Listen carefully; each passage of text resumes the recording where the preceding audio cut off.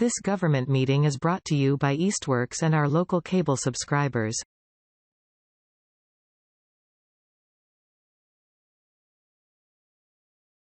It is 6:02.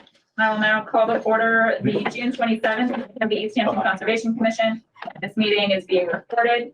This meeting will be conducted in person and simultaneously via remote participation online to the greatest extent possible. Specific information and the guidelines for remote participation by members of the public and/or parties with the right or requirement to attend this meeting can be found below.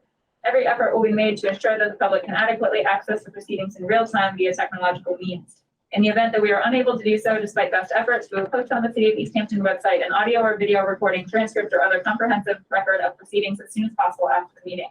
Should an interruption occur in which the online meeting ends abruptly, both in-person and online meetings will not be restarted, and all agenda items will be automatically continued to the next scheduled meeting. Are there any non-agenda items or public concerns? Not that I've received, and everyone's signing in. Thank you. Yeah, we're good to go there. All right. Public hearings. Our first hearing continued from June 13th is a RDA for Our Lady of the Valley at 109 Everett Street, filed by Heritage Land Surveying and Engineering for expansion of the existing cemetery at 146 Lot 1. Good evening. For the record, Mark Reed from Heritage Land Surveying. Yeah, no. At the last meeting, we had talked about potentially making some changes to the layout for the basins. Correct. So the plans that were emailed to you by PDF, this is a large one. You were able to redesign and raise the cul-de-sac to eliminate basin 3. We enlarged the second basin 2 so that we have a swale carries water from the cul-de-sac area down to basin 2. It's over 50 feet from the top of the slope. This one was always 50 feet to the top of the slope for it.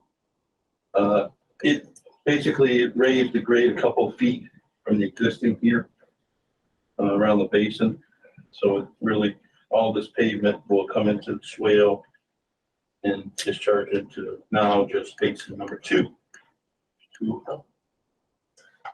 Those are the changes that are shown in that plan that we had talked about at the last meeting for this.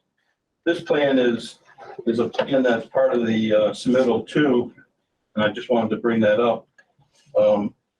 They are planning on installing a water line from the existing house coming down here to provide water spigots for people that want to water the plants, flowers that are out there. Just wanted to show you that. The majority of the work for that is outside the 100-foot buffer zone, but there is a little bit of work in the coming around the cul-de-sac here within the buffer zone. And a little work here to connect. I'm sorry, nothing here. It's outside the buffer zone. Secondarily, they want to put in the conduits from the existing garage. The electrical service comes overhead and feeds the garage, and then it goes from the garage to the house. Apparently the garage was first, the house was second. So they want to put an electrical conduit coming over here to the chapel area for future, if they wanted to put electricity in the chapel. So some of that work is right in this area is within the 100-foot buffer zone, and just a little bit here within the 100-foot buffer zone. I just wanted to update the commission on that aspect of it. The basin has been sized to handle the runoff from both, the existing 2 and 3, so that adequately protects them. And then, of course, keeping 50 foot away. I've got a reduced set of plans for you because our plotter broke down in the middle of printing these. Oh, and I have another copy somewhere was on the top of that folder. Thank you. So if you want a full-size set of plans, I can provide those after it gets fixed, as always. I was able to print out these sheets. Are there questions or comments from the commission?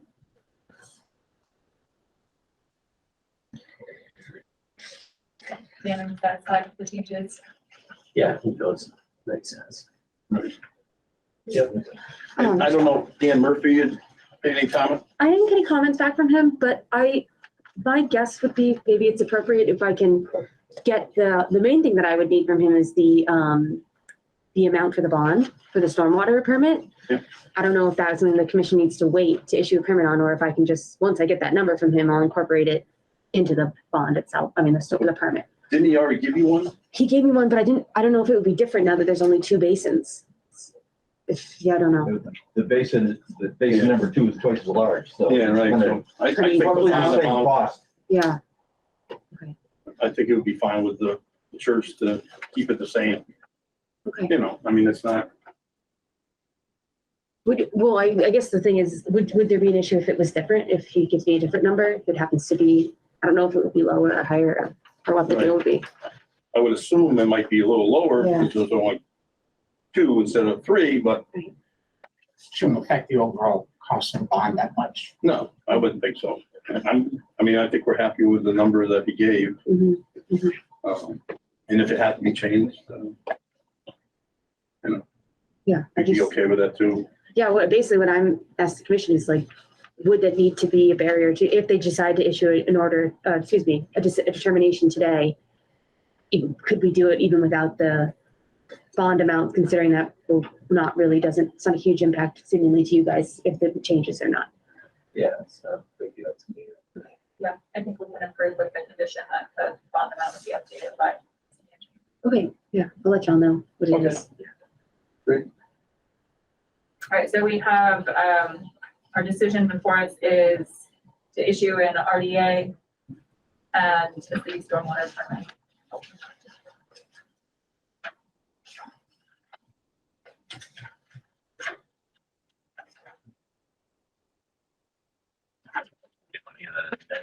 Termination.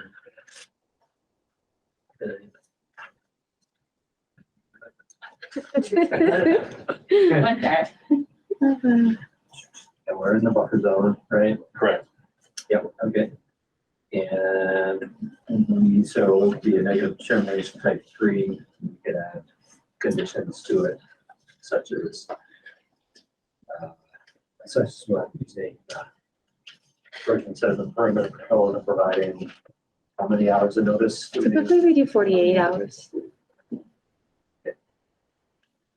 The only other, excuse me, the only other condition we talked about is that all the roadway drainage system is getting it put in prior to a 3-year deadline.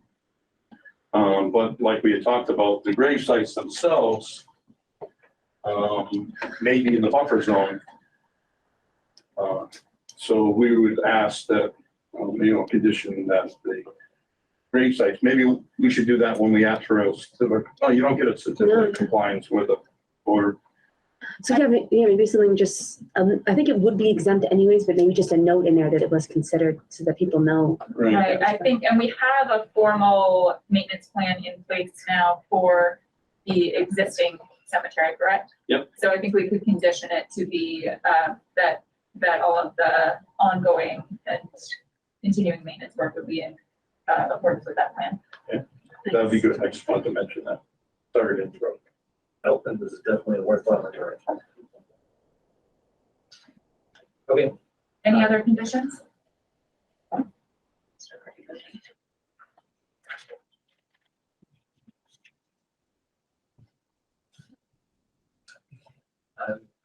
We'll move to issue a negative determination of applicability type 3 with the conditions discussed and Easthampton City Stormwater Ordinance permits. Do we have a second? Second. All those in favor, roll call vote. Fletcher? Aye. August? Aye. Weeks? Aye. Carr? Aye. Whittemore? Aye. Motion passes. All right, give us just a few minutes. Yeah, no, to no, it's highlight fine. this. I'll take this and I'll give this a Kathy. Thank you. I appreciate that. Even if it's cheeky. There's always a moment where it's like. Oh, we'll keep that one too. Thank you. Cool. Then once you send that out, I can just scan it, copy it for you, and then Okay. you'll want to take home. Great.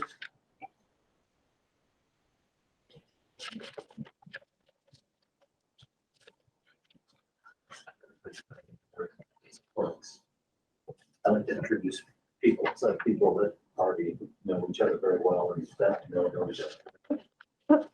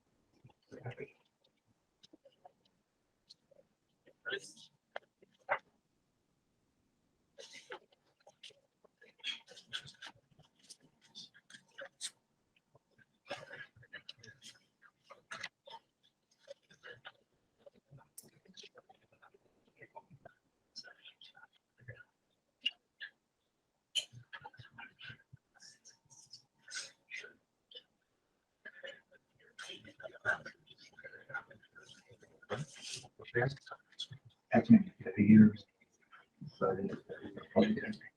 No, no, still the cracks. You know, the tree, right? That's full of it. Full of it. You show me this picture, but it's that's great. It's gonna be a big fight. It's gonna be a big fight with that. Oh. You're talking about two, but you live in your friend.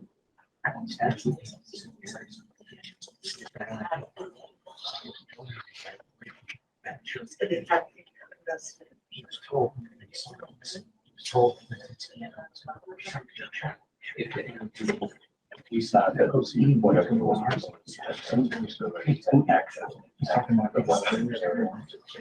So, no, it was. I just tried to name And then they would, they would basically be saying. She might listen to this. So. It doesn't we're just have to, sitting- it can go straight to an hour, but that's- I didn't see how they got that. lesser it is. Well, let's hope it doesn't get in. Find permission to see local pastor. Thank you, sir. They're back. Positive, you're not giving them permission to do anything, because you're saying you have to file it online. People come to the church, they're going to donate something. They're gonna take it. Churches, because I suppose they have right to that. They do not. You know what?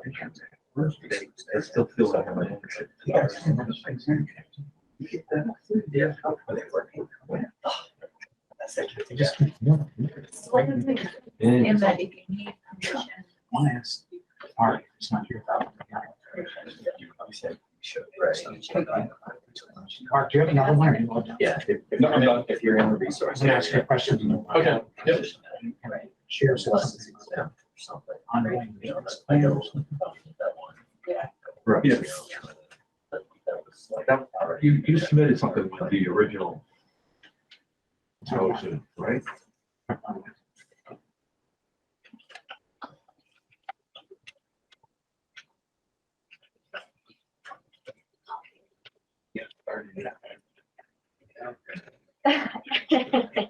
Yeah.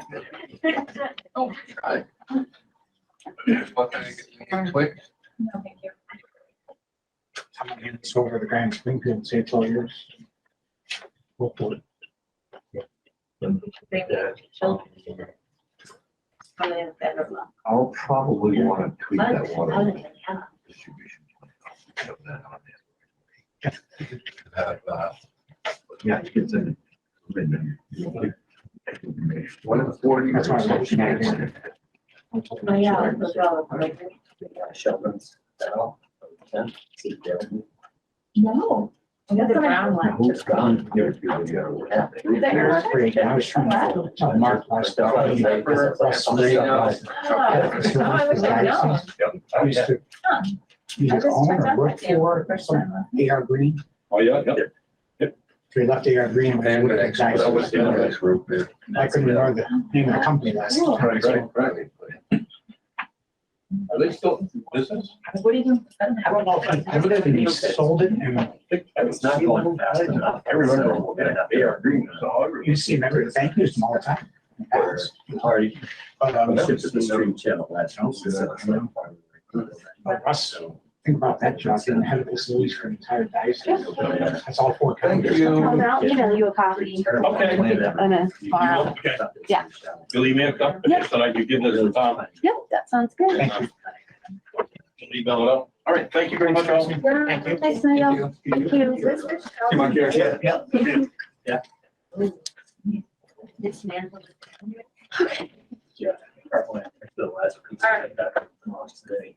Thank you for your patience. Next item is request for certificate of compliance, City of Easthampton, Mass DEP file number 1510303 for roadway improvement into Ferry Street and Pleasant and Lovefield Streets intersection. Please introduce yourself. Yep. Hello, I'm Stephanie McDonald with McMinn Associates on behalf of the City of Easthampton. Based on our meeting 2 weeks ago, there was a request for stamped as-built, which I provided, and also just the most recent correspondence with the Office of Dam Safety regarding just receival of the permit. They had some questions on deviations, so I attached that correspondence also. Great. And was there anything to update us on in that correspondence? No, we're just drafting in the final drafting to send to DPR. Our responses, but.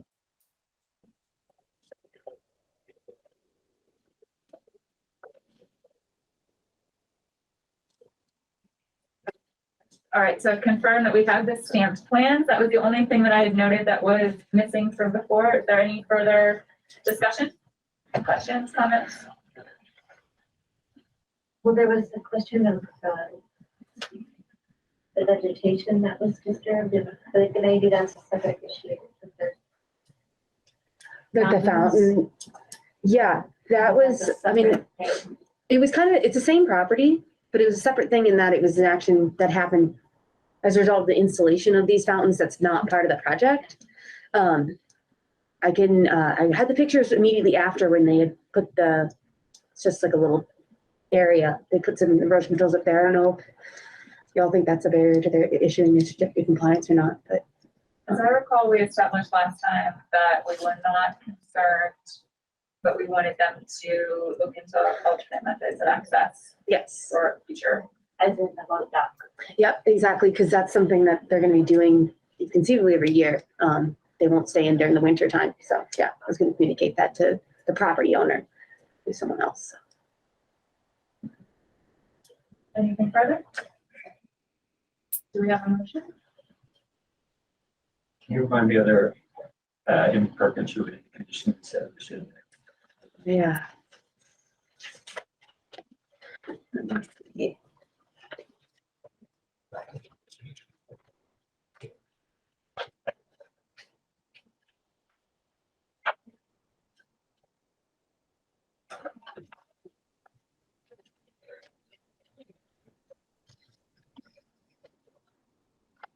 So our in perpetuity conditions were that stabilized slopes shall be maintained as designed and constructed by the property owner of record, whether bioengineered or mechanically stabilized. Pesticides, herbicides, fungicides, and fertilizers shall not be used within the 100-foot buffer zone. Organic pesticides, herbicides, fungicides, and fertilizers may be used subject to the review and approval of the commission, which is, I'll note, the case for the invasive management that's going on in that area. This shall be noted in the certificate of compliance and shall be an ongoing condition.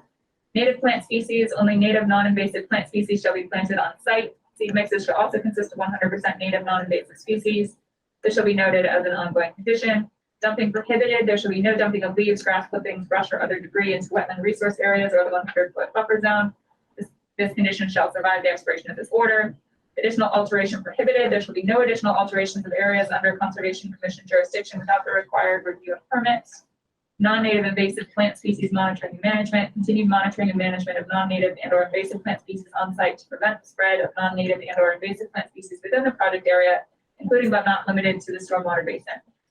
This condition shall survive the expiration of this order and shall be included as a continuing condition in perpetuity.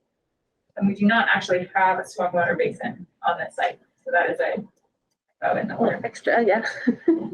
But we do have an approved invasive monitoring plan, correct, Cassie? Yes. Correct. All right, I'll move to issue a certificate of compliance, maintaining condition 63 through 68 in perpetuity. Have a second? Second. All those in favor, Patrick? Aye. August? Aye. Weeks? Aye. Carr? Aye. Whittemore? Aye. Motion carries. So this is a certificate of compliance on a notice. An order of conditions. So a notice of intent is the application. Yeah. Then if they're successful, they get an order of conditions. And then when they're done, in order to get that lifted, because it gets reported as a registry of deeds, like to the property, then to lift it, they have to get a certificate of compliance. Which a lot of times, like if someone's trying to like sell the property or something like that, they want those things to be cleared out. Didn't we just have a motion for a certificate, proving a certificate of compliance? Issuing a certificate of compliance. Does that make sense? That the conditions are being lifted? That, except for the, exactly, yep, Got it. Okay. yeah.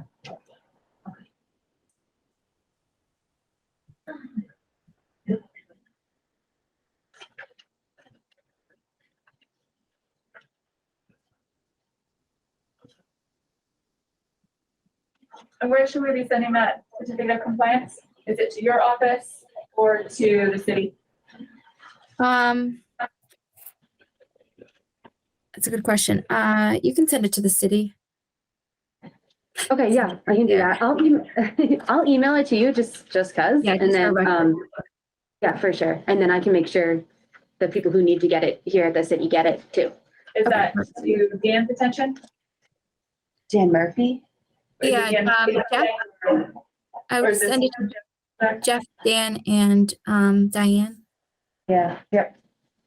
That sounds good.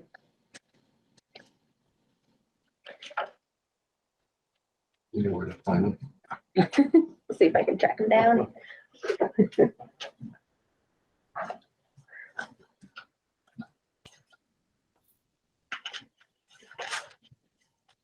I think we were all set, Stephanie. Thank you. All right, thank you so much. Thank you. Very nice. Thank you. Okay.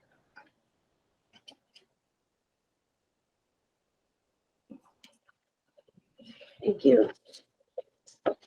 Moving on, enforcement action. Did you have any updates, Kathy? Let's go to 93 Easthampton Street Green. Great. Introduce yourself for the record, please. Dan Mitchie, GCA, 493 Northampton Street. Welcome. Don't have anything to add. We just want to, I guess we need to get information from you guys for the field walk, and we can talk a little bit about that crossing. We talked about a couple ideas. So we, let's see, Commissioners Busa, Buttrick, Ryan, who's absent tonight, and Whittemore, and August. No, not August, sorry, and Weeks. We're all on site, about the 21st. And did a site walk with Dan, with the property owner. Oh, no, Mark Stinson was there. Probably owner wasn't there. You're right, was it just the two of you? Just the two of us. Okay, sorry. There was another gentleman of that, Mark Stinson. and the property owner, or? No, was it's just Dan. Yeah, you're having the same memory that I am. Yeah. Someone that wasn't. No, there's another person there. No, I don't think so. Cassie. I was there. Yeah, and Kathy. I think that's I think it. it's just the two of us. I'm pretty sure. I am The 100%. photos will reveal. We can, there's pictures in there. You can look at them and see if you can find out who left in that. And Cassie, do you want to pull the pictures up on the screen Yeah, as well? yeah, definitely. So, let's see. So we took a look at a number of areas. Thank you. Great.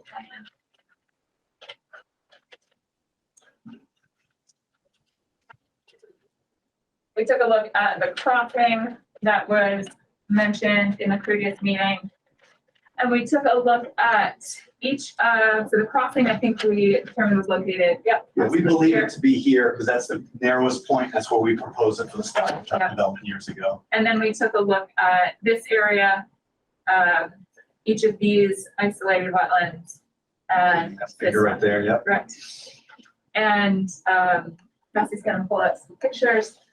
Yeah, so the pictures kind of start with the crossing area and then we work our way to the other areas that are in the field. So this is coming to the crossing with the kind of the driving range behind us. This is looking forward. The fields are beyond in this picture. So this is the approach. And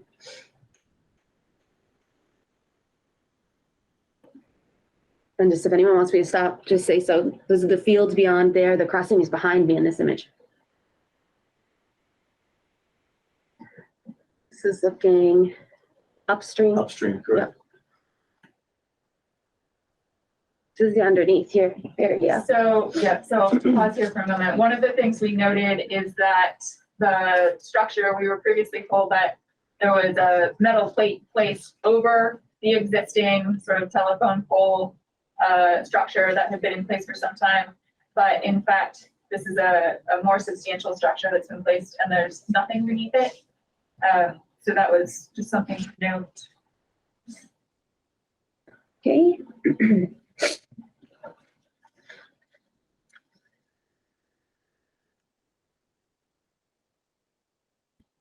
This is looking downstream.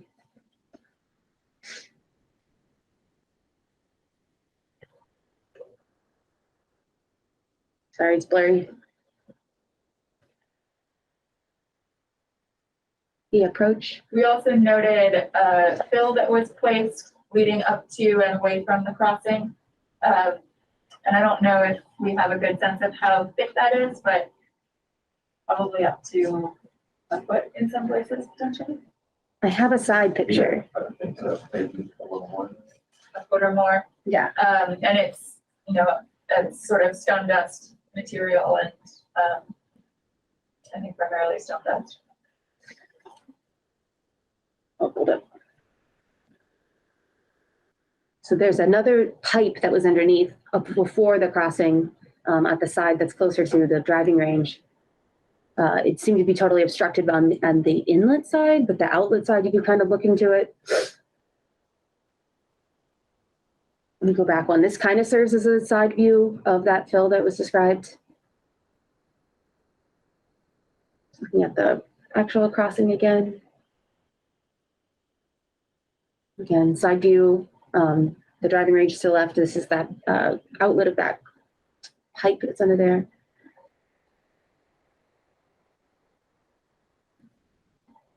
This is the other side to the right would be the driving range.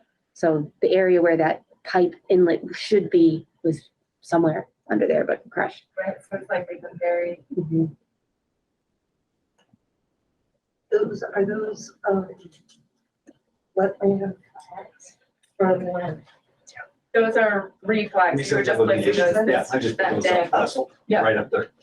Right, So the so, day of the meeting, I worked the next day too, finishing the site. right, so we did establish based on that, that the fill material that was placed would be fill within the BBW boundary. And there was some question, in my mind at least, about, you can sort of see in this picture, there's the obvious channel that's spanned by the bridge to the left, but the area to the right where that pipe comes out, I think there's some question in my mind as to whether that previously was all part of the full width, although on the upstream side, it's narrower. So that was somewhat indeterminate. I don't know what your thoughts were. Yes. Yes. It's somewhat indeterminate. As you can see in the picture, clearly I was on the inside. And we didn't notice an upstream channel on the potential upstream Right. side where we were determining that. Okay. Yeah, that's exactly right. That pipe was kind of, you couldn't find the inlet. Yeah. The stream on the upstream side is fairly narrow, but on the downstream side of the bridge, it's almost like there's two, main channel on the left and then a side channel coming out the pipe. And that's original, but it's in. That's what I mean when I say it's indeterminate. It looks like that full width was a channel at one point, but it doesn't really match on the upstream side. So it was somewhat mysterious, for lack of a better. So what we're saying is it's bordering vegetated wetland versus bank is what I think is the discussion. Right here. The guy with the red hat. That's how. That's what I St. Louis Cardinals have. Nice. There might be a better picture. Okay, this is of the pipe, inside that pipe. Yeah. With a bunch of bugs. Got a curve in it. Yeah, and you can see the curve. Oh my God. But you can, I just stuck my phone in. Yeah. Just with I'm right on the edge of it. I wasn't that It's far not in there. large. It's, Yeah.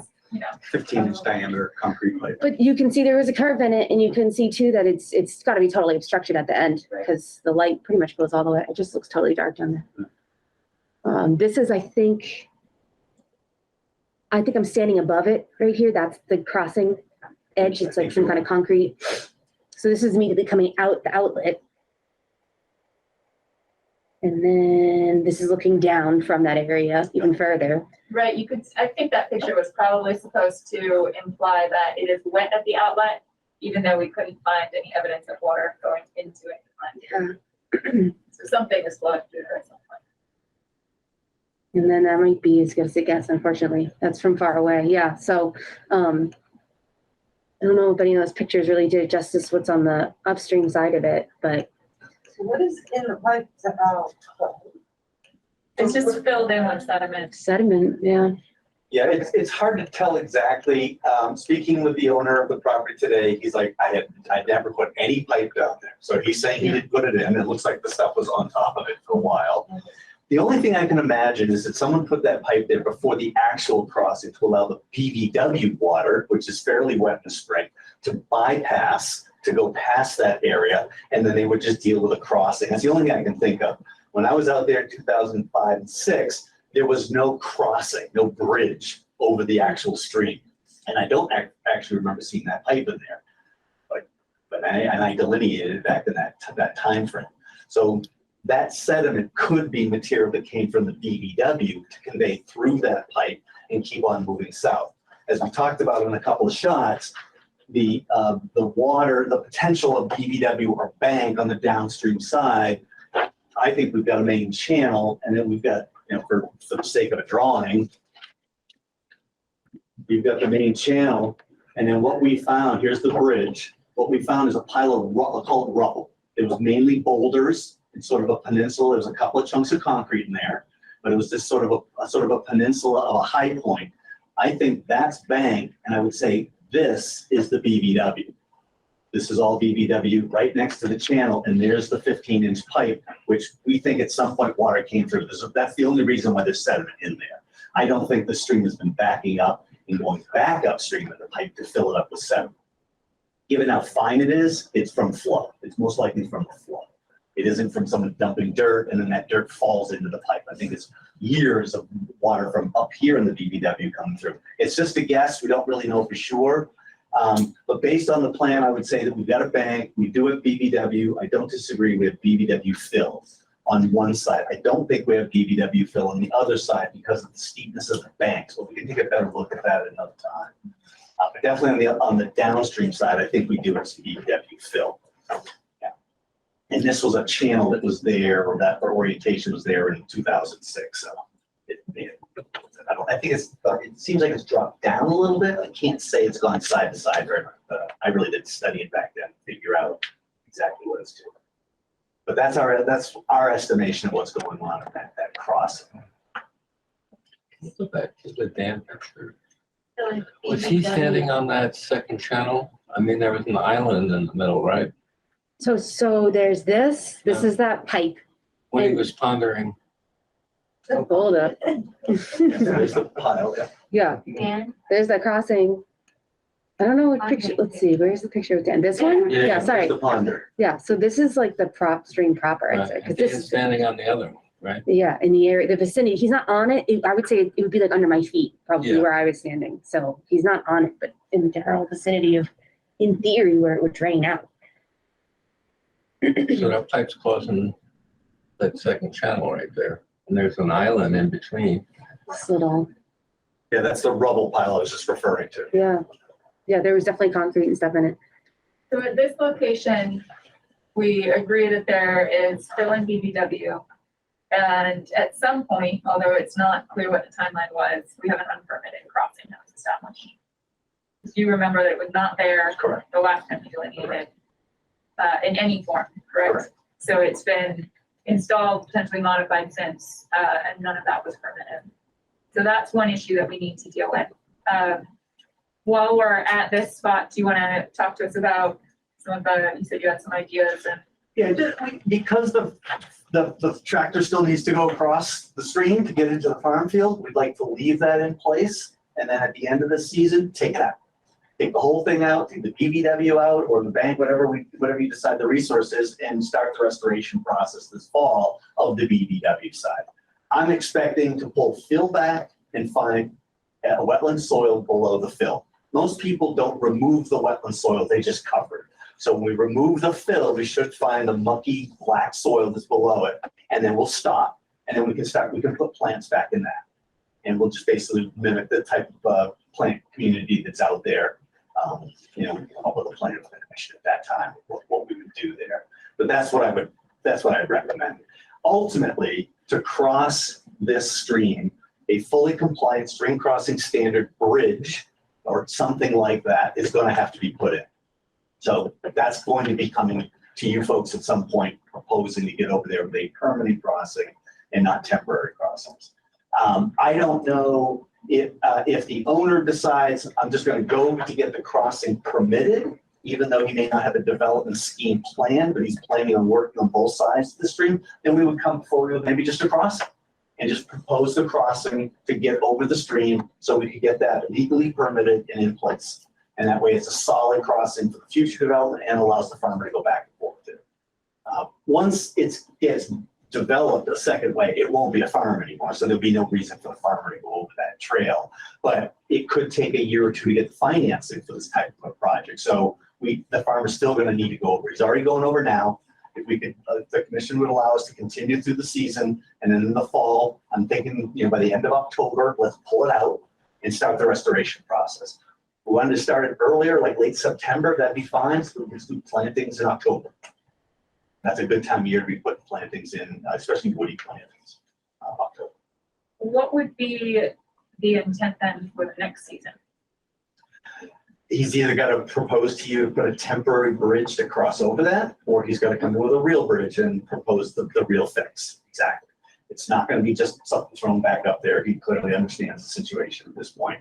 Just for the record, the current owner, that bridge was in place other than the steel part that he did bring in that steel section, but there were the telephone poles that were laying across. I found a pile of those poles up in the woods on the driving range side. There's about 25 of the bushes. So that somebody was stockpiling them there to use them for whatever purpose. That's all I can tell you what I know there. It wasn't there when I was there in 2004, 5, and 6. So it's definitely been in since then. I don't think you guys saw it in 2016 on the field walk we took there. Right, none of us. Yeah, remember it. yeah, the pictures that were shown, there was nothing there. So it's been 2016 that's been put in. Yeah. Thoughts from the commission on proposed timeline for restoration?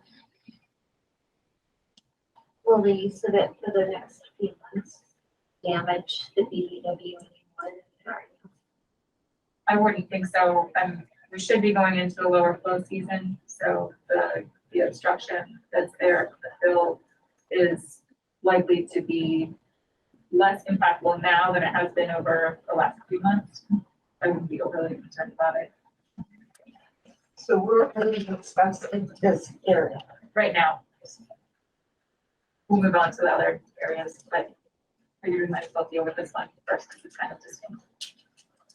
Do you have an idea how long it would take to remove everything? It'll take a day.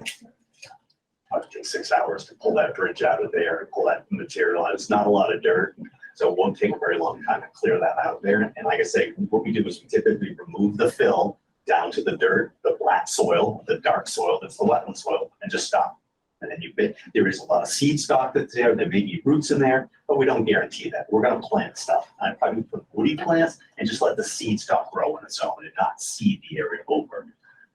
I think right now might be prudent to maybe put some mulch on some of the exposed dirt we saw out there on the sides of the road. We didn't notice any evidence of erosion coming off of the surface that would go into the wetland. That's why I think it's fairly stable, but let's not leave exposed dirt, let's cover it up. Yeah, we throw some mulch up there, some straw mulch up there, that'll just stop the rain from wanting to erode the exposed dirt that's on the crossing. And most of it's on the driving range side of this exposed dirt. The other side is, there's exposed dirt in the roadway, but it's very firm and there's vegetation right up against the edge of the road there. That was what I observed. Now, would we have any bearing on this? We have to ask about if he cuts grass any or if any or something. I think that could be part of the restoration plan to require monitoring and management of invasives. I don't remember if there was anything. Multiflora rose and Yeah. Oriental bittersweet river. There's some barberry, but I don't think that was near that crossing. I think it was Yeah. OBS and multiflora rose. Those are the two dominants. I saw there is some Tartarian honeysuckle floating around on that property, but I didn't see it right there.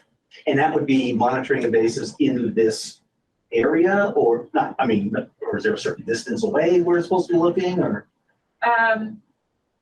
We would have to discuss that. I mean, certainly not the whole property, that would be excessive, but maybe within a certain radius of the crossing. Okay. Do we care about the pipe, where it came from, when it was installed? I think when the fill is removed, I think we'll get more of the full story on the pipe. It may be that the pipe needs to come out to get back to the wetland soil. I suspect it probably will. It doesn't seem like flow is coming through there, and I know it's blocked at one end, but if we would see evidence of water movement in there if there was water moving in there, and we didn't see that. So I don't think there was a lot of water movement. I think we can take it out. I personally think we can take the pipe out of there because there's no real reason for it. You have BBW on one side, BBW on the other, and we're going to connect it and we remove the fill. So any BBW water would stay on the driving range side of the crossing and just convey past the crossing and keep on going. Would it damage it more to remove it than to just leave it? Well, what? Would it damage it more to remove it than to just leave it and let it? But the concrete The decompose, pipe. Oh, it's not no, going to decompose. It'll be there for a long time. Oh, hundreds of years that's going to sit there. I just take it out. That's what I'd recommend. Because we're not, it's sitting on the ground on the old wetland. It's not buried in the wetland. Taking it off should create a lot of damage, but we'll mulch the whole area. We'll seed it or plant it and mulch it with a straw mulch. It should be pretty safe. And doing it in October or later in this fall, you're not going to get much erosion issues at that time. So we'll just cover it up with mulch and it'll survive the winter. But we'll be planting before we do that mulch. and if it's in the one day or the time frame, everything's going out once, you're not leaving anything. No. Anywhere. No, you have to take the whole bridge section out of there. The telephone poles will come out, the fill comes out, and we restore the wetland right in that location.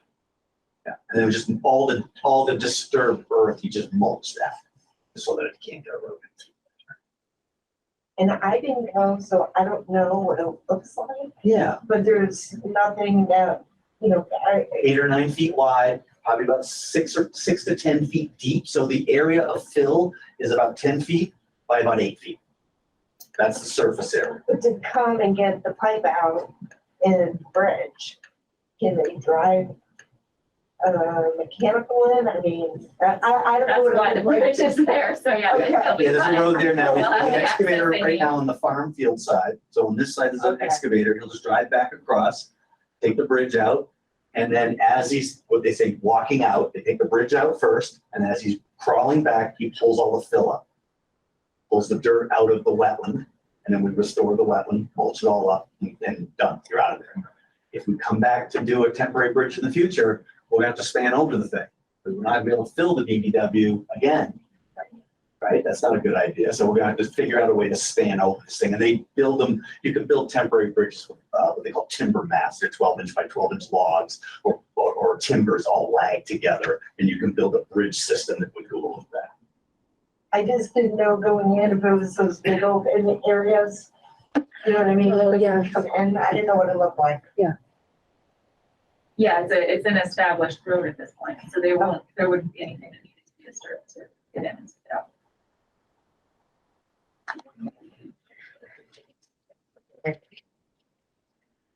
So when somebody does an unpermitted act to the wetland, we just ask them to fix it, but there isn't like a company.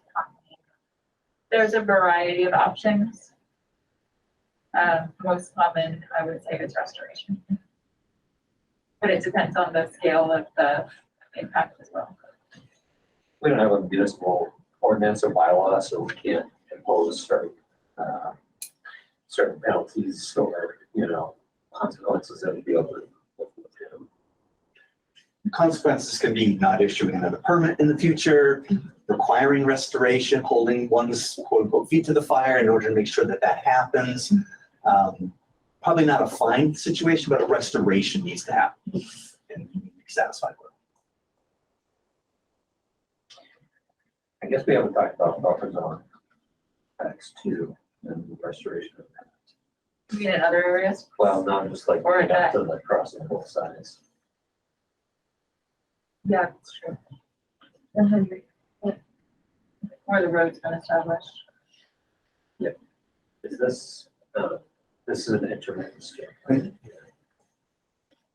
Actually, that was part of the discussion of the site visit that showed up as intermittent. Yeah. So it's no-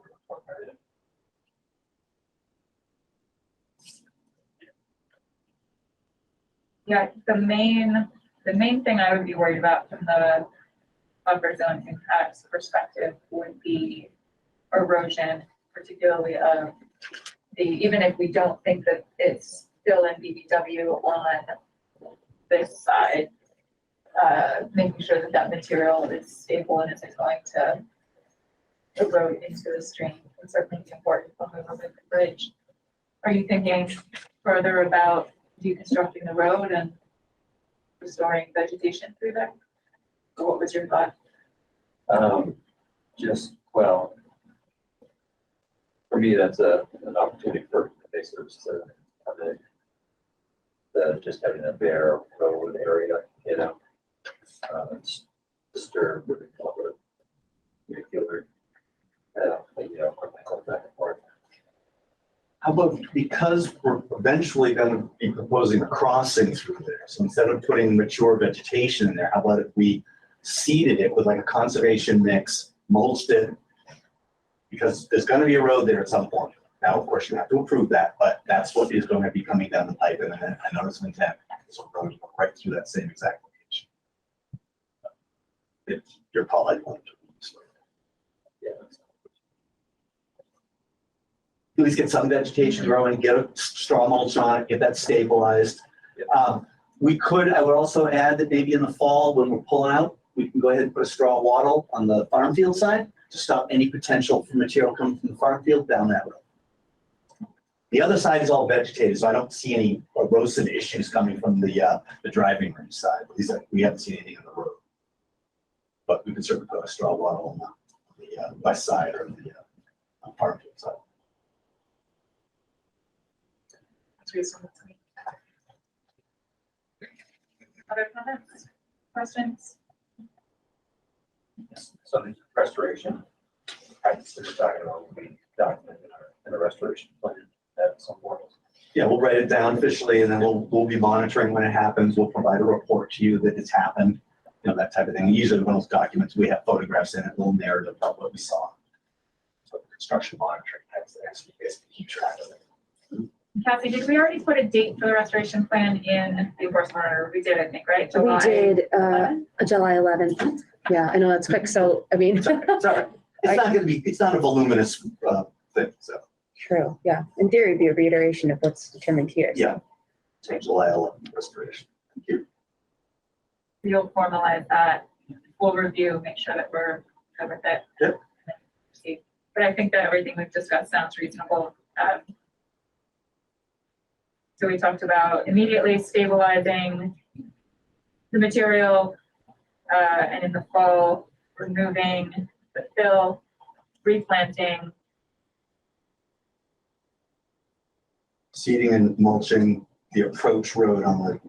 Yeah. On the driving range side, yeah. And the other side, we can put a straw wattle just to make sure nothing comes out of the field. Were you wanting to see them off both sides?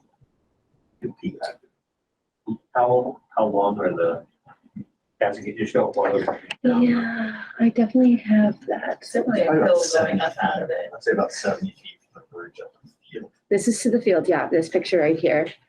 And then let me see, I should have one on the other side. So I think that's also to the field right there, kind of just full view. Yeah, I think we want to go both directions and then, and that one was going, yeah, right there, that area kind of going down up. Yeah.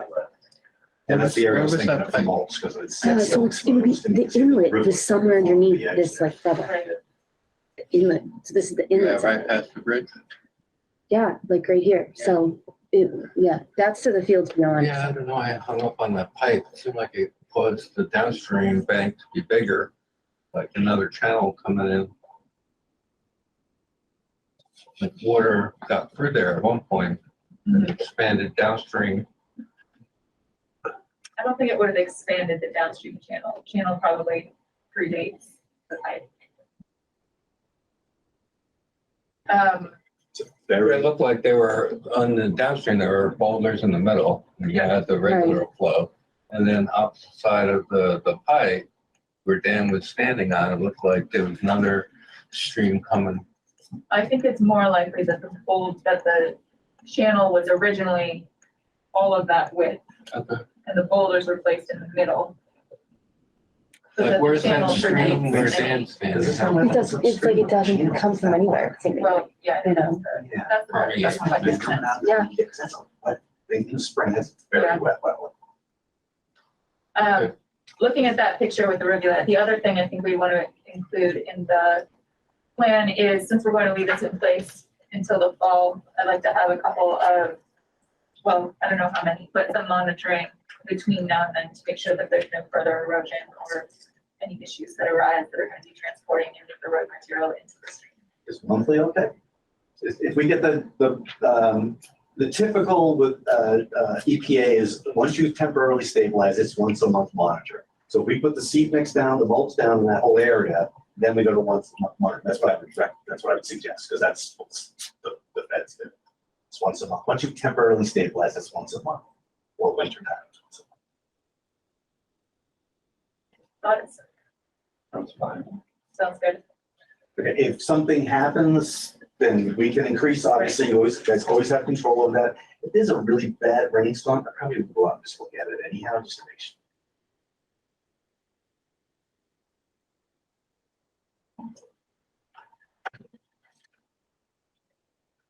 Yeah, I don't know that we need to have a trigger of a 1/4 inch, but maybe anything over an inch, take a look at it. Yeah. That's good. All right, I think we can move on to the other areas. Okay. Great. All right, let me zoom through until I get to those pictures.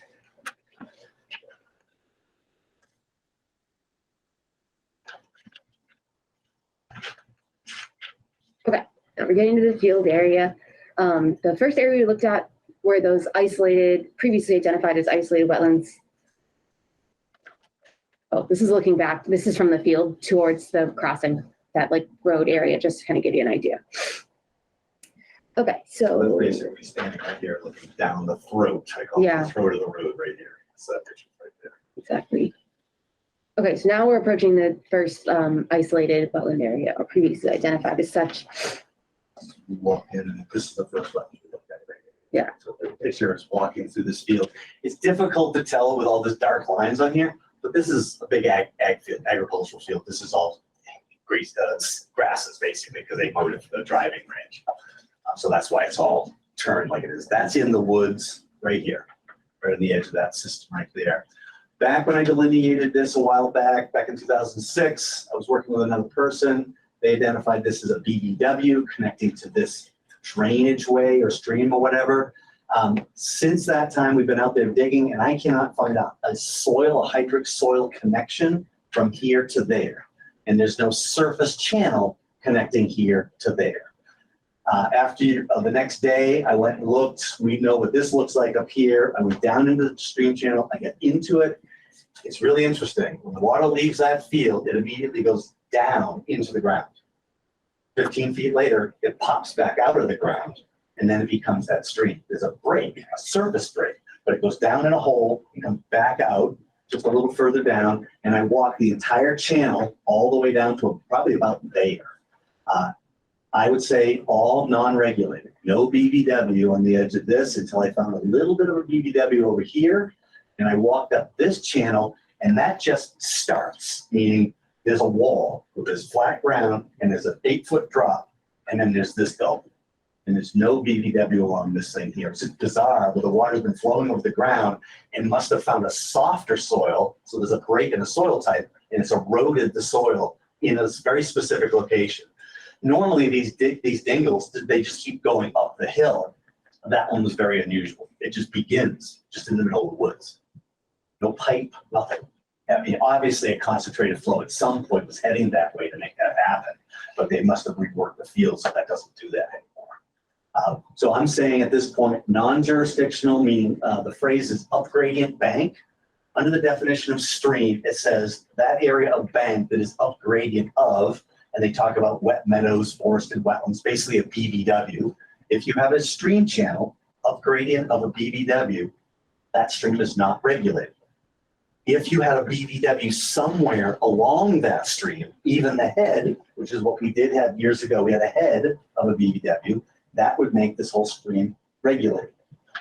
But because of the farming practices, there's now 16 inches of topsoil over the wetland soil. It's not a wetland. It needs to be within 12 inches. And this is farming, normal farming practices. They have the right to farm and move their soil around within their field. They haven't expanded it in all these years.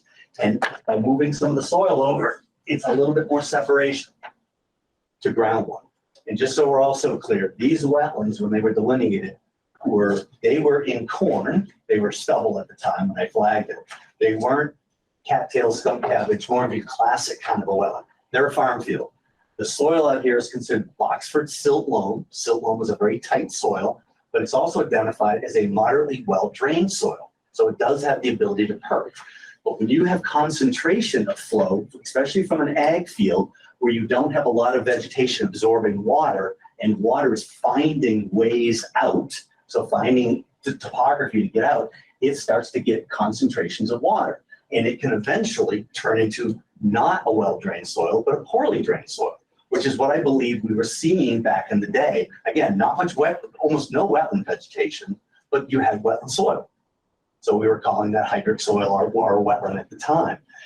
If you were in the statement in the regulations says, if a wetland or if a wetland was considered to have been filled and you step away and leave it to nature to grow, would a wetland naturally grow there? And I think the answer here is no, because the water table is too deep. It needs to be within 12 inches on both of these. On this particular one, we actually dug right along the edge of the action point over here. Right where this bigger part of the wetland becomes thin is where it comes from the farm field and goes into the woods into a very deeply incised channel. And we dug on the vegetation, on the vegetated edge of the farm field before the channel, seeing if there was any hydric soil. We did not find hydric soil that day out there. There was wetland vegetation, but not hydric soil. So that area right on the edge would not qualify as a wetland because you don't have the evidence of hydrology in the subsurface. The channel, which is down in the woods, was regulated in the past because we called that a BBW. But because there's no BBW here now, that channel would not be regulated. The main stream is regulated, and even these wetlands down here are regulated, but this particular finger it would not be regulated anymore.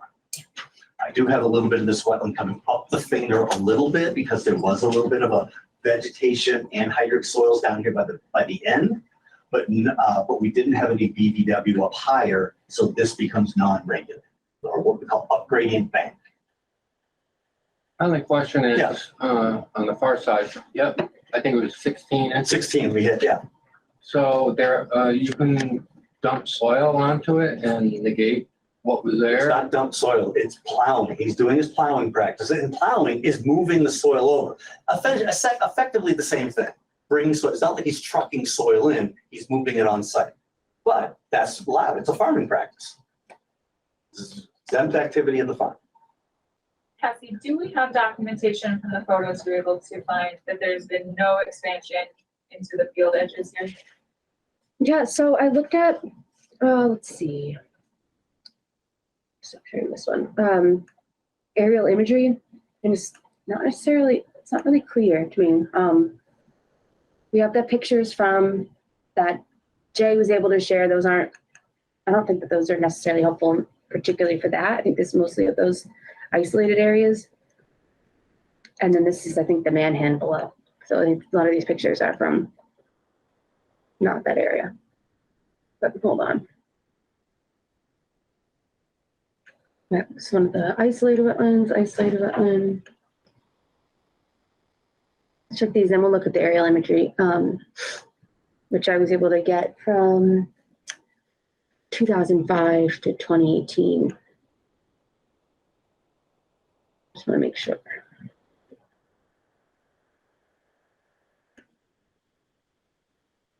But those are the isolated wetlands you're talking about.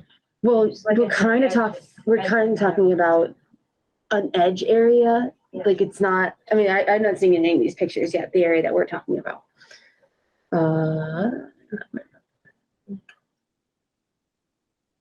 Okay. Sorry, just want to double check that. Okay, so here's the aerial imagery. It's from a website called historicaerials.com. And so it's pretty zoomed out, but the area, if I understand correctly, that we're talking about is over here, correct? Like the crossings in theory would be somewhere over here. I don't know if you can see my cursor at all. The crossing would be over here. So we walked over the field and this is where that line of trees is that comes out. This is the boundary between the Gall property and this property, right? Gall's over here and this property is over here. So there was some kind of channel existing here that now isn't really happening. So this is from 2005. And then the vegetation, this is 2010. The vegetation is not as much here. There's still a little bit of veg here, still within that area where agriculture was happening. I don't know what that's depicting there, but you can see agriculture happening there. 2013, there's some trees again.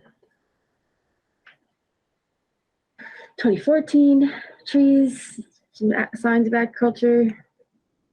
2016, trees are gone.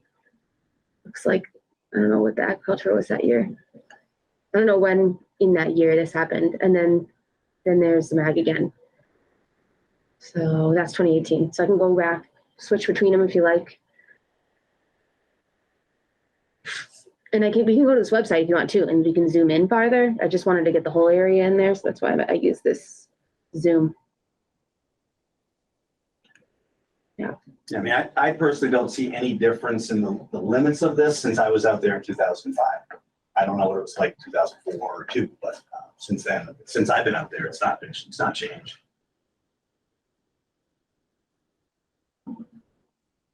So if those isolated wetlands.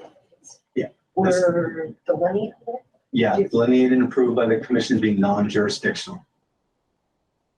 They're non-jurisdictional. They're not isolated and subject to flooding. And we don't, Massachusetts Wetlands Protection Act does not have an isolated wetland. It has an isolated land subject to flooding. It's an area that has over 1/4 acre feet of water, these 6 inches of water a year. And with the peer reviewer that the commission used back then, they agreed that they did not hold enough water to equal 1/4 acre feet. Therefore, they were non-regulated wetlands. And that's all 3 that are now covered up. Yeah, this one, and that one, right, exactly.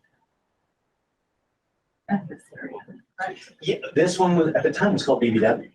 Right. Right, at the time it was, but it's isolated. And this one, I remember when we looked at it in 2016, we did not find the hydrologic connection.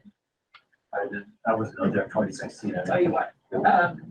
Jay and I were there. Okay. On the other side of the fence, it doesn't look like anything's been going over the edge. So if it was connected to BBW at some point, and now that it's been. It was an interpretation back in that day that there was hydric soil connection I'm not finding that. I didn't delineate this, but there was someone else that was working with me that did.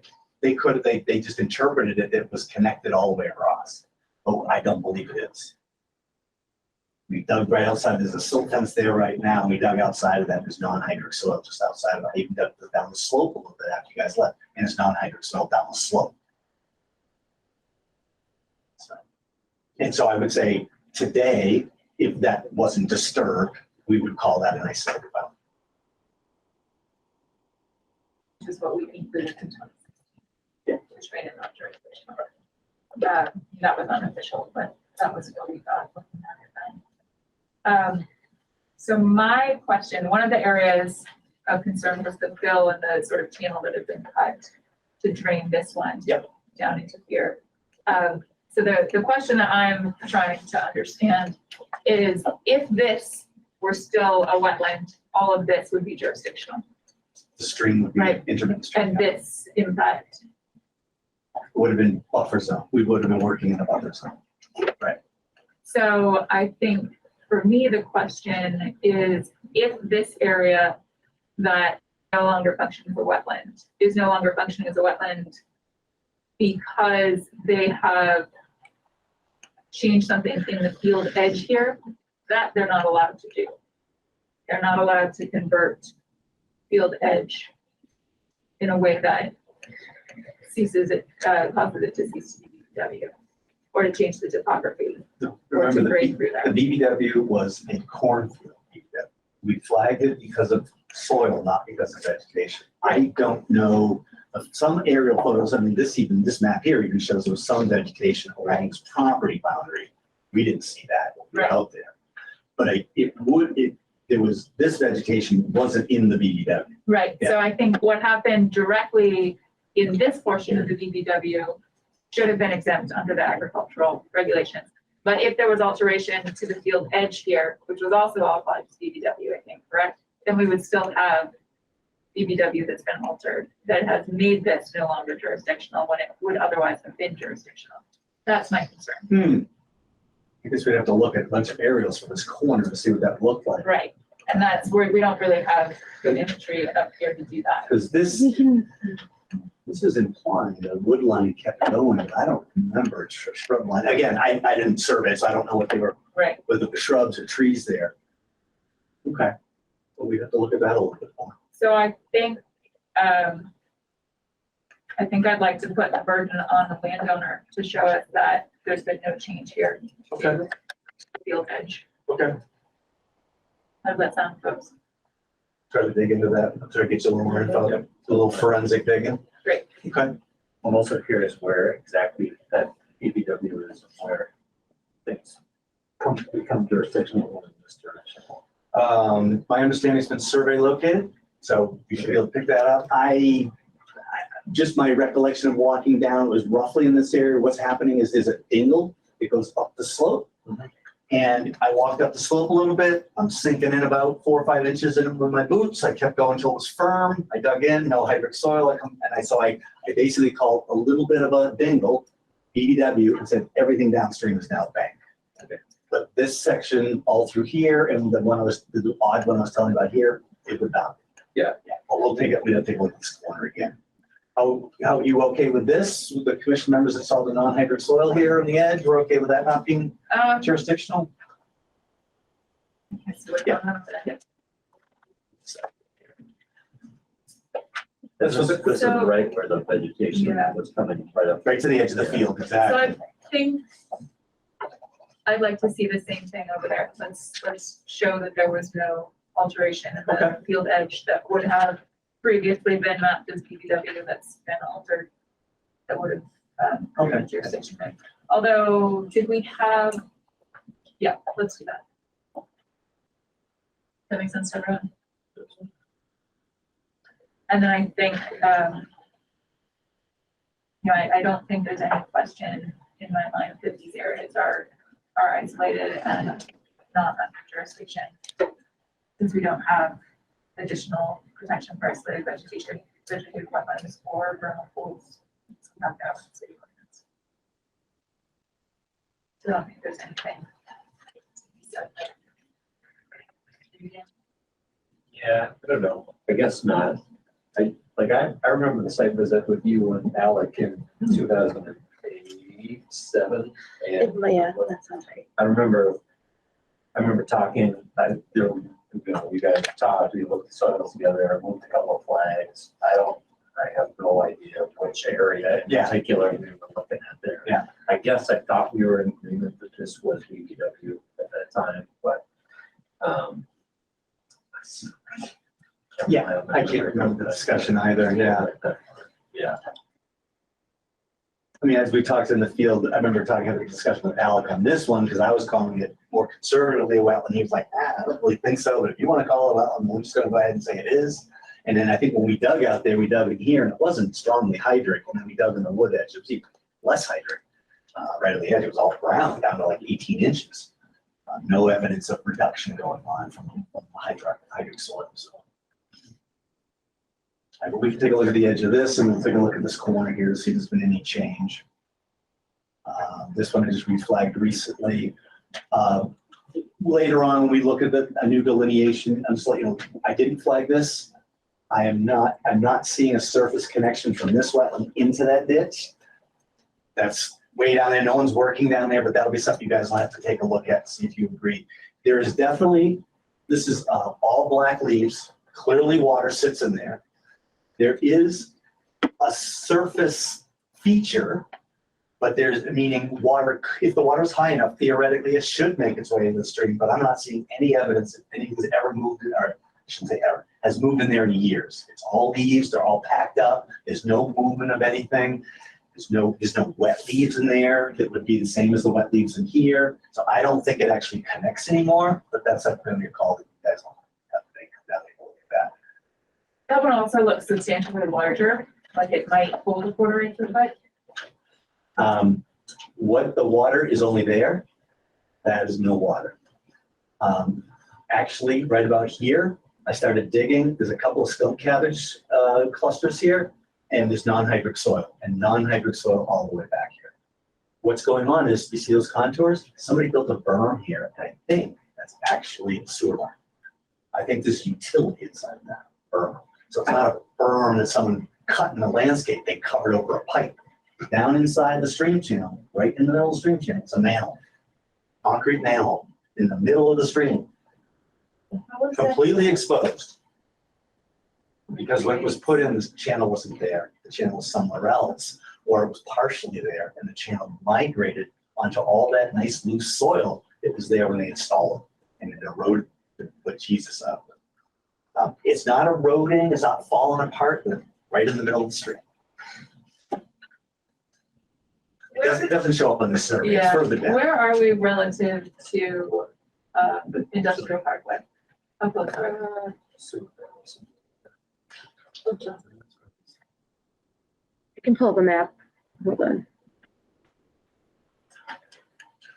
But it's sewer, not drainage.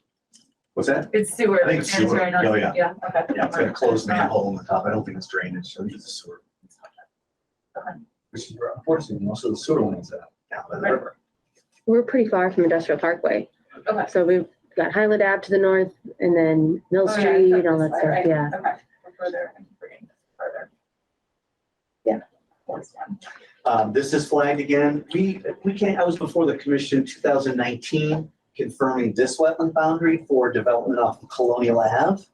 If you recall that, you walked with me, and Jay walked with me, walked down in here. And so this is going to be flagged down here in this far corner too. We don't need to worry about any No. of those areas now. Yeah. A quick question. Yeah. Could those have been vernal pools or possible vernal pools, or does it matter at this point? It doesn't matter because we don't have protections for them. For a brown pool? They were never certified as Yeah. pools, yeah. Only if Yeah, they're they have to be certified as certified. such, yeah. Oh, Yeah, which is a explicit like process. There's like criteria for that. There's a, mention of that potential in like the peer review, but they would not at that time certified, so that didn't happen. Mostly because vernal pool, and this was back in 2005, which they're looked at a little bit differently today. But they still look at them as, are they viable vernal pool for breeding habitat? And we never saw more than 10 inches of water in there. You need 18. You need at least 18 inches of water, because as it's coming down into April, you still have about a foot of water for the organisms to basically mature and breed. So I'm not really breeding at that point, but just the eggs are maturing. So they really don't hold enough water to be a viable breeding habitat. Would frogs go in there? Sure, wood frogs would go in there. Back in the day, in that era, you only had to have a few egg masses. Now I think you have to have 20 plus or 25 egg masses of wood frog. Wood frog is considered a facultative species versus an obligate species, so they're a little less indicative. So they up the ante on what you have to have for wood frog evidence, and they basically lowered the ante on a couple of other species that they found very, very indicative of a vernal pool. So we didn't find enough evidence that the thing is viable breeding habitat, and they weren't certified. So that's the other part. So now all this is gone, or there's still something? Nope, they're gone. I mean, they were, couldn't really tell. Some of them, this one looks like it had fill put in it, because we saw the digging going over here and put in there. The other ones, it's kind of hard to tell if there was fill in there, or you just sort of mucked it up and moved it around. But they shouldn't, I mean, they'll probably have some water in the spring just because there's still a depression in the ground. But they're a very shallow depression.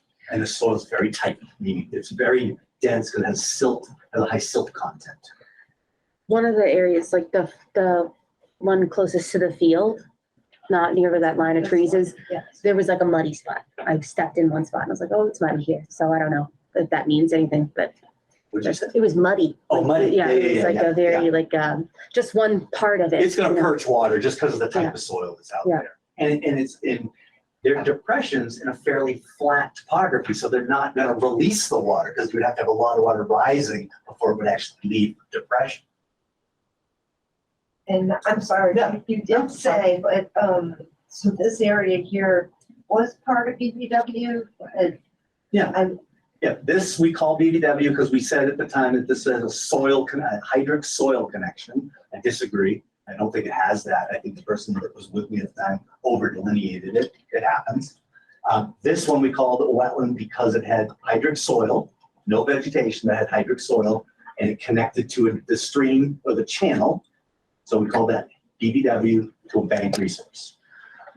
This BBW bordering has to border on some water body, perennial stream or intermittent stream, lake, pond, that type of thing. Has to touch a body of water somehow. So if they were there and it was delineated, I would say we can't do anything because you're calling it an isolated wetland there, even though it may have been. It was never connected. It was never connected. The way wetlands are being quote unquote connected for the most part is on the surface. It's called a surface hydraulic connection, a channel, a ditch, a swale, whatever. If you don't have that, but you have hydric soil coming from the wet area, whatever you want to call a wet area, and keep going until it goes into a water body, then you can say this is connected via soil. It doesn't have to have a surface hydraulic connection. This case does not have a surface hydraulic connection, and on further review, because I didn't look at it years ago, I'm looking at it again because we're studying it, and I'm saying there's no hydric soil connection. It's a break between the gray soil we found up here to sort of a brownish gray soil on that slope. So it's less hydric. So there isn't a connection. So today, that's isolated.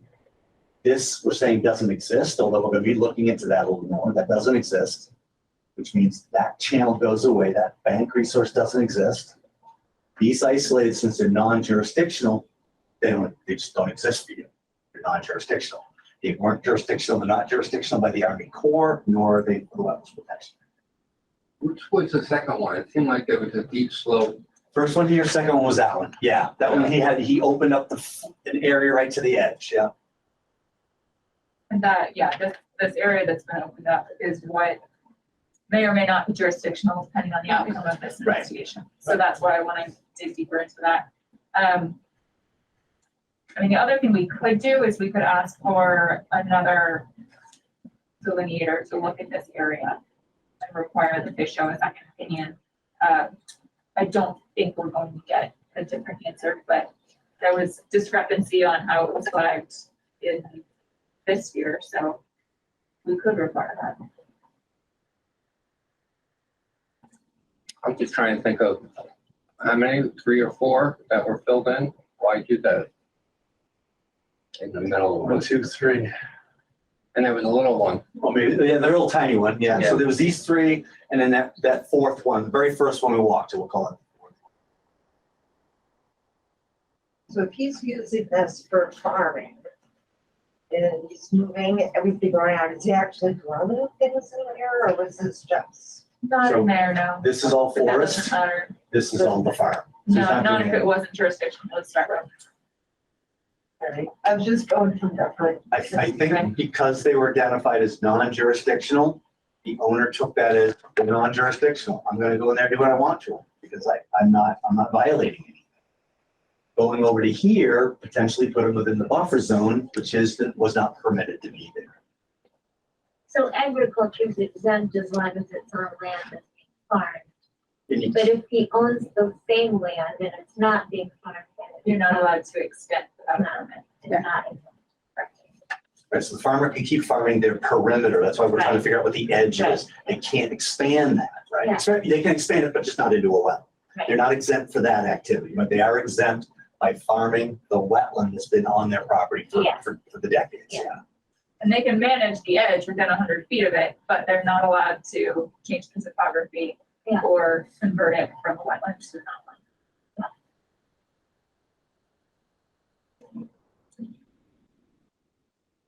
All right, so I think we have direction for next time. So we'll ask that you get back to us with information on the edge areas. And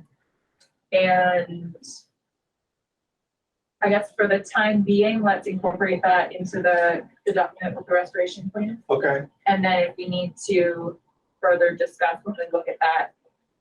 I can't find much to give it definitive. I'll just tell you, here's a restoration plan. We're still digging into the, I'll tell you, we're still digging into these corners. Sure. These 2 edges, okay? Sounds We'll good. see what we can do. I think, I'm pretty confident this is exactly where it was when I first went out there. I don't know about this. Yep. And then we're gonna option. Oh, what do we think? Well, do you work for the owner? Yes. I mean, it's not. No offense intended at all, but isn't that a little like asking cost to guard? She wasn't asking me to do it. She was asking some other wetland scientist. Yeah, that's what I mean, but wouldn't it be good to get a second opinion from somebody who doesn't work for the owner? That's what it would be. Question on the table. That's what it would be. Do You we want wouldn't be to- hiring our firm to do this. You'd be hiring somebody else to look at. That's what I mean, I think it makes sense. There's a, process. You went there in 2016. No, I don't know. I can go either way. Like, I don't think we're gonna get a different answer, but, we know there are residents that care deeply about these areas, even though they're on private property owned by somebody else. So, Yeah, I like the second opinion. I just, it's just law that there's 4 things filled in the middle of the woods. So just like that second opinion. That sounds like you wanted to look at all the ice slids. And I think that what was I discussed think was just. so, Just but I curious. think it's just this one. Okay. Yeah, and so if we do that, Kathy, I think we have to contract that. Yeah, normally it's done We through haven't done the it. permitting process. I don't know, is it, do we have the mechanism to do it? Not through the enforcement order process? I would think yes, but okay. So, I don't know, we've done it anytime recently, but certainly we can. Certainly done. yeah, okay. So I'll just need to look into what the process is exactly. But yeah, my understanding is that they're hired by the commission, but they are paid for at the property owner's expense. Yeah. So basically, we would set up a separate account that they would put money, the property owner puts money into, then we use that money to pay this person. So like they're hired by us. And then anything that's left over in that chunk of money that they give us, we give back to the property owner. So you approved the 55G rule? 53G, I think. 53, I yeah. don't know. Okay, so you already have a separate account That I don't know, and that's the details that I need to get sorted. We've definitely done peer review before. Correct. We have it set up. Yeah. But I don't know the details of how it works. Yeah, my understanding is, that we definitely done them, so I think we do have one set up, so I need to like, I mean, normally the consultant say, this is how much, the applicant gives you the money, puts it into the account, Mhm. right, and then you just pay your consultant Yeah. out of those fees. That's Yeah. exactly what we do. So Cassie, if you can find out how that works. Yeah. I think typically we get a couple of quotes for that. If you don't have a list of people's contract, I think somewhere we have a list of sort of the go-tos. Did it for Park Street. I think that's the last time I remember. Retired. Yeah. She still lives up in Orange, but. Okay. So I think we've got our plan for what we're looking for in the next meeting. looks like it. Yep. Great. Thank you for your time. Yeah, thank you, appreciate it. Thank you. Yeah. Okay, What is last name? Nietzsche. Where is it?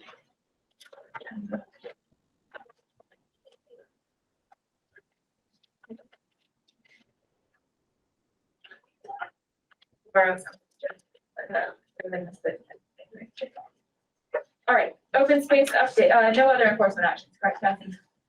Yeah, because the only one that I was hoping to get updated for was 476 East Street, and I haven't gotten that update yet, I apologize. Okay. Open space update, No updates, still waiting to hear back from, Land Stewardship Inc.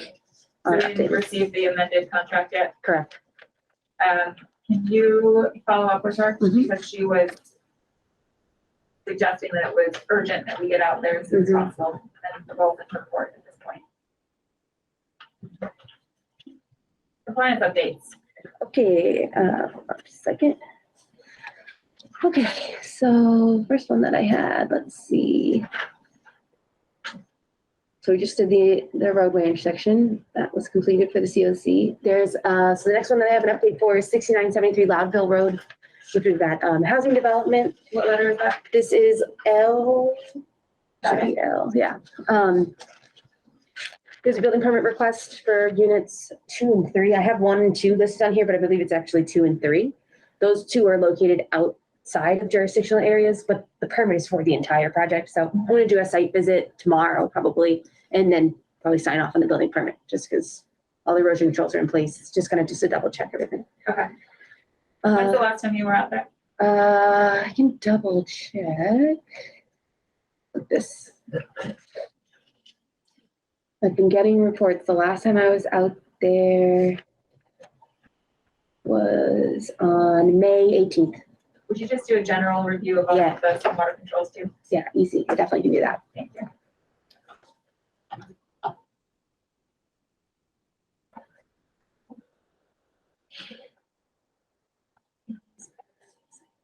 Okay. Next one I had. Okay, this is for 108 Oliver Street. So Mr. August, you sent me some pictures. I can show you all the pictures. Basically that it looks like they started work. What letter?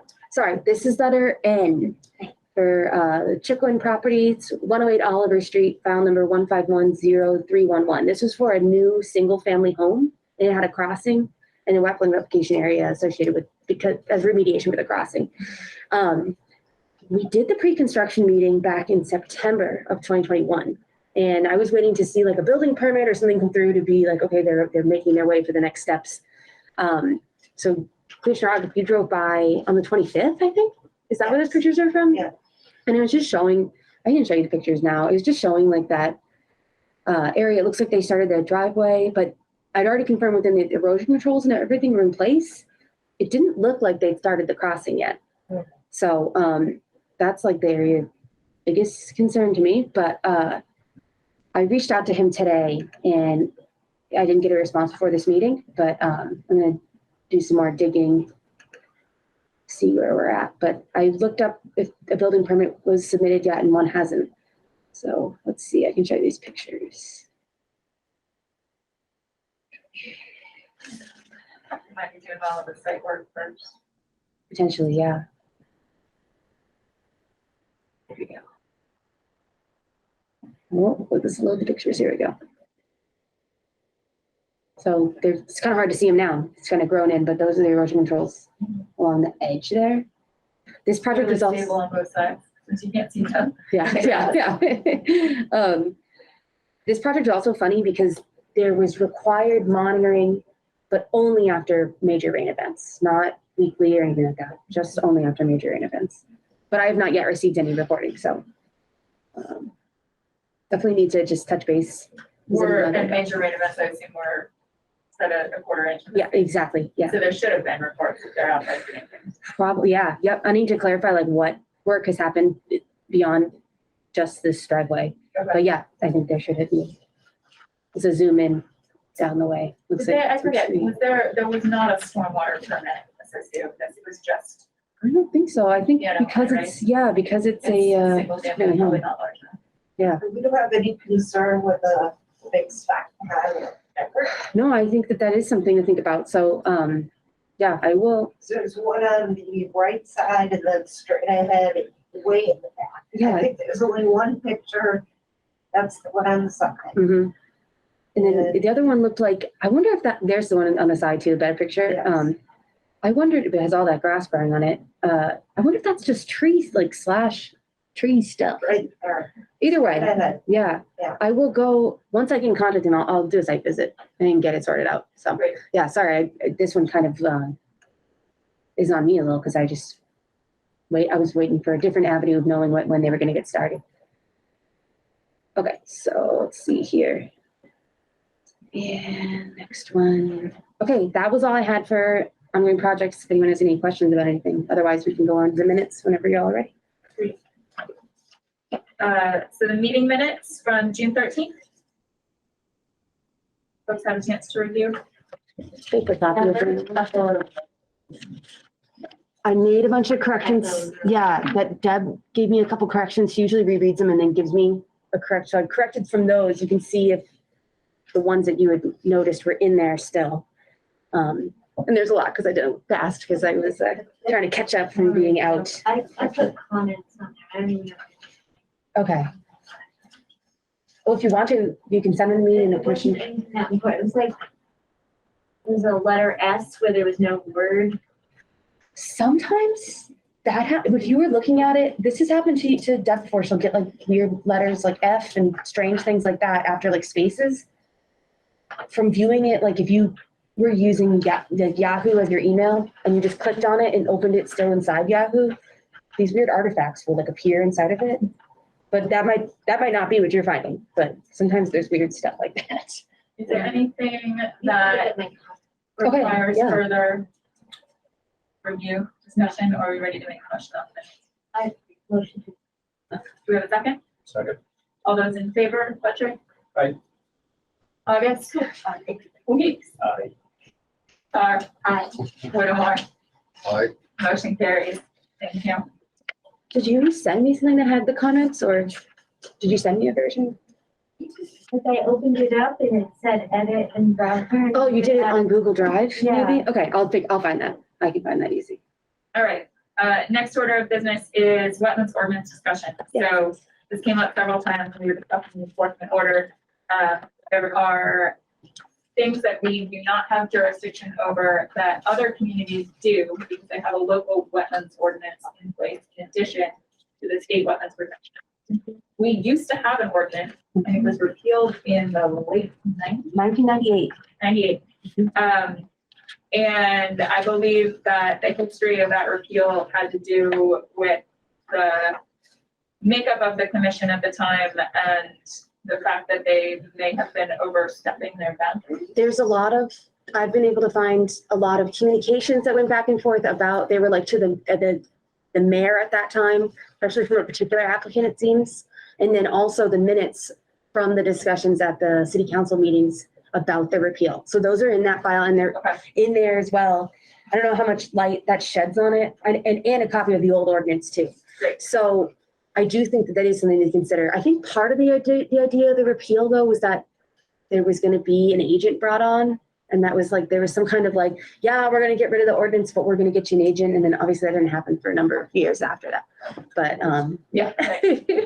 But so yeah, I don't know if that's something it might be a good idea to try to figure out what really was the reason that it got repealed so that that is not, or goes into consideration with the crafting of a new one. And Jay may have some more of that history as well. You weren't on the Oh, no. No. I was in high school. Oh, right, yeah. I can't think about what year that was. Would Jay have been on the commission that long? No. No. So nobody, all right, so I'll read through the information, see what we can find out.